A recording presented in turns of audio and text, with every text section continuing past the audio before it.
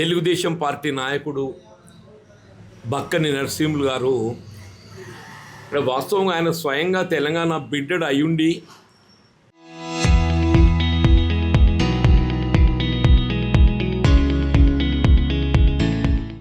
తెలంగాణ అసలు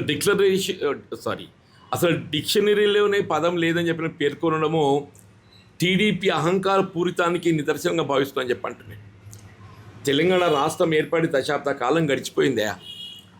ఇవాళకి కూడా ఇవాళ తెలుగుదేశం పార్టీ అధినాయకత్వం చంద్రబాబు నాయుడు గారు ఏదైతుందో తెలంగాణ రాష్ట్ర ఏర్పాటును జీర్ణించుకోలేక ఆయన పరోక్షంగా ఏదైతున్నదో ఆయన వాయిస్గా ఇవాళ ఇచ్చిన బక్కని నరసింహులు గారు ఏదైతుందో అది కేవలం ఆయన వ్యక్తిగతంగా ఆయన పేర్కొన్న అంశంగా భావించడం వీల్లేదు.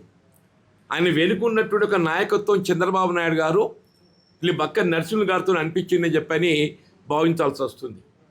నిజంగానే చంద్రబాబు నాయుడు గారు ఏదైతుందో బక్కని నరసింహులు గారి వ్యాఖ్యలతో వాళ్ళ రాజకీయ పార్టీకి సంబంధం లేకుంటే మీరు వెంటనే ఖండించండి. ఇంతవరకు మీరు ఖండించలేదు అని చెప్పారంటే ఇది చంద్రబాబు నాయుడు గారి వాయిసే అని చెప్పని భావించాల్సి వస్తుందని చెప్పి అంటున్నా. వీళ్ళ తెలంగాణ ఒక ఉద్యమాల గడ్డ. ఆనాడు నైజాం వ్యతిరేకంగా పోరాటం చేసినటువంటి ఒక సాయుధ పోరాటానికి ప్రతీక తెలంగాణ ప్రాంతం అని చెప్పి అంటున్నాను. నక్సల్బరీ ఉద్యమానికి ఏదైతుందో తెలంగాణ ప్రతీక అని చెప్పి అంటున్నా. వీళ్ళ తెలంగాణ రాష్ట్ర ఏర్పాటు ఒక ఉద్యమ చరిత్ర అని చెప్పి అంటున్నాను.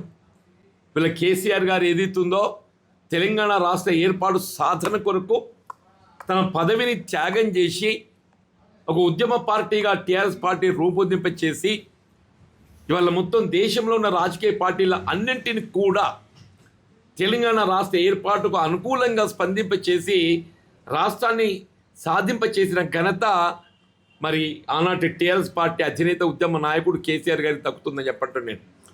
దయచేసి చంద్రబాబు నాయుడు గారు ఇప్పటికైనా మీకు ఏదైతుందో మీలో ఉన్న అక్కస్సు ఏదైతుందో తెలంగాణ ప్రాంతం పట్ల అది తెలియజేస్తుంది.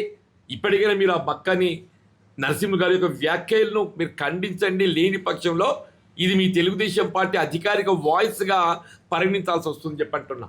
ఇప్పుడు తెలంగాణ ప్రాంత వాస్తవులు ఎవ్వరే కానీ తెలుగుదేశం పార్టీకి అనుబంధంగా ఉండేటువంటి ఒక నాయకత్వం ఎవరున్నా కానీ వారిని ఏదైతుందో తెలంగాణ నుండి వెలివేసే విధంగా మరి మనం ఆలోచన విధానం కొనసాగాలని చెప్పని పేర్కొంటాం.